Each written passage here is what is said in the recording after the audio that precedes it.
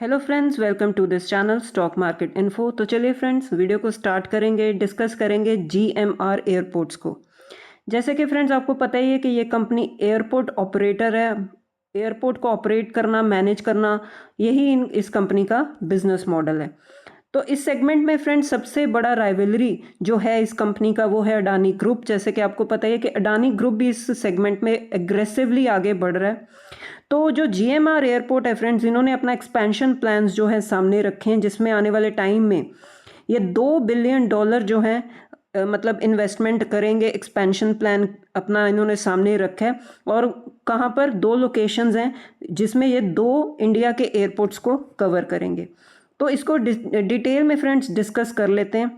जैसे कि ये जो कंपनी है, अपना एक्सपेंशन प्लान जो इन्होंने अपना सामने रखा है, जिसमें ये $2 बिलियन जो हैं इन्वेस्ट करेंगे आगे आने वाले टाइम में। और जो 2 लोकेशंस फ्रेंड्स इन्होंने बताई हैं वो हैं new Delhi and Hyderabad facilities. ये जो 2 लोकेशंस हैं, 2 एयरपोर्ट्स हैं जो यहाँ पर, इनको वो एक्सपेंशन प्लान्स में इन्होंने कवर किया है। क्योंकि फ्रेंड्स ये जो एविएशन सेक्टर है, ये बहुत ही बड़ा अब ग्रोथ वाला सेक्टर है। आने वाले टाइम में इसमें बहुत ज़्यादा पोटेंशियल है। बहुत जो मतलब आप बोल सकते हो कि लोगों की इनकम बढ़ रही है, डिमांड बढ़ रही है। तो इसके चलते इस सेगमेंट को भी एक अच्छा बूस्ट मिल सकता है। तो उसके चलते अब कंपनी इसकी तैयारी कर रही है, एक्सपेंशन कर रही है। और ये जो इन्वेस्टमेंट्स होंगी फ्रेंड्स, ये जो एक्सपेंशन प्लान है कंपनी का आगे आने वाले टाइम में 5 से 7 साल तक ये जो प्लान एग्जीक्यूट होगा, इसमें कंपनी करेगी क्या? कैपेसिटी को बूस्ट करेगी, इंक्रीज करेगी, इंफ्रास्ट्रक्चर को मॉडर्नाइज करेगी, डेवलप करेगी। क्योंकि फ्रेंड्स हमें पता ही है कि पैसेंजर के वॉल्यूम्स बढ़ने ही वाले हैं। क्योंकि जैसे जैसे पॉपुलेशन ग्रो हो रही है, इनकम ग्रो हो रही है, नई नई इनकम सोर्सेज जनरेट हो रहे हैं, तो ये सारी चीज़ें जो हैं बिजनेस को ग्रो करने में हेल्पफुल होंगी। मतलब बहुत बड़ी अपॉर्चुनिटी जो है क्रिएट हो रही है इस सेगमेंट में। तो ये स्टेटमेंट आई कहाँ से? सौरभ चावला, जो कंपनी के executive director for finance and strategy. उसके बाद फ्रेंड्स ये चीज़ें पॉसिबल भी क्यों है फ्रेंड्स? क्योंकि जो हमारी कंट्री है इंडिया, ये वर्ल्ड की friends 3rd largest domestic aviation market है। और पहले 2 नंबर पर कौन है? US and China. मतलब हमारी कंट्री में भी इस सेगमेंट में बहुत बड़ी ग्रोथ अपॉर्चुनिटी है, पोटेंशियल है। और आने वाले टाइम में ये जो ट्रैफिक है, ये जो पॉपुलेशन जो ग्रो हो रही है, इस सेगमेंट में जो ट्रैफिक है वो ग्रो हो सकता है 6 फोल्ड तक और पहुंच सकता है 1.1 बिलियन पैसेंजर्स। मतलब इतने पैसेंजर्स जो हैं ऐड हो सकते हैं। और आने वाले टाइम में 14 साल का ये जो है डेटा सामने रखा गया कि इतनी ज़्यादा कैपेसिटी इंक्रीज हो सकती है इस सेगमेंट में। तो इसी के चलते जो है कंपनी अपने एक्सपेंशन प्लान्स सामने रख रही है। अब ये जो एक्सपेंशन प्लान कंपनी ने बजट रखा है अपने, मतलब 2 एयरपोर्ट्स को वो डेवलप करेंगे। इसका अगर ब्रेकअप देखें फ्रेंड्स, तो 138 बिलियन रुपीज़ जो एलोकेट करेगी company Rajiv Gandhi international airport, जो कि हैदराबाद में है। और सेकंड है फ्रेंड्स 56 बिलियन रुपीज़ जो एलोकेट होंगे न्यू दिल्ली एयरपोर्ट पर। तो ये 2 लोकेशंस को वो मॉडर्नाइज करेंगे। उसके बाद फ्रेंड्स अब ये इन्वेस्टमेंट्स हैं, वे एक फंडिंग कैसे होगी?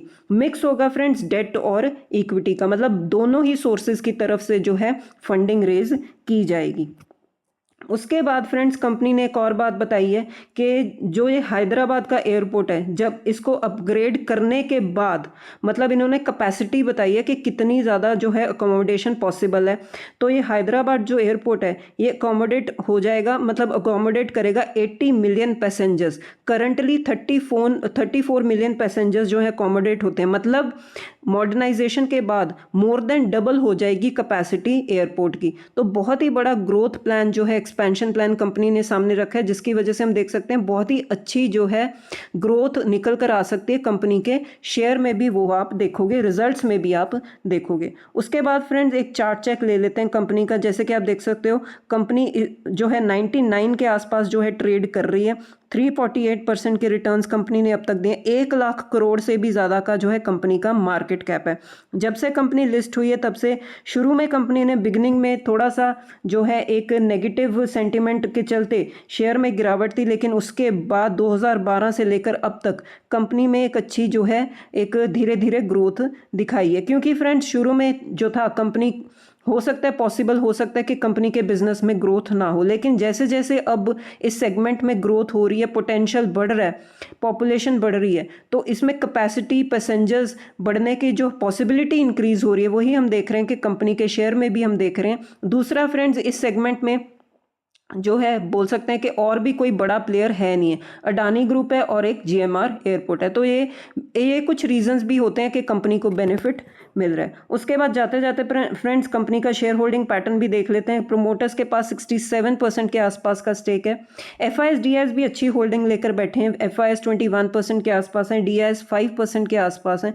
मतलब एक डिसेंट शेयर होल्डिंग पैटर्न है, जिसमें सबसे ज़्यादा जो स्टेक है वो लॉक किया हुआ है प्रोमोटर्स ने, एफआईएस ने, डीआईएस ने। पब्लिक भी होल्ड करके बैठी है 5.95%। तो जैसे जैसे कंपनी ग्रो हो रही है, एफआईएस डीआईएस का जो इंटरेस्ट है इस कंपनी में वो बढ़ता ही जा रहा है। प्लस प्रोमोटर्स ने भी फ्रेंड्स इस क्वार्टर में अपना स्टेक बढ़ाया, जो कि एक पॉजिटिव बात ही मानी जाती है। तो ये है फ्रेंड्स एक्सपेंशन प्लान्स इस कंपनी के। तो आप चाहो तो इस न्यूज़ के चलते इस कंपनी को स्टडी कर सकते हो। अगेन फ्रेंड्स डिस्क्लेमर है, कोई रिकमेंडेशन वाला वीडियो नहीं है, जस्ट लर्निंग पर्पस के लिए हम ये चीज़ें डिस्कस करते हैं। तो ठीक है फ्रेंड्स, मिलते हैं नेक्स्ट वीडियो में। Till then bye bye.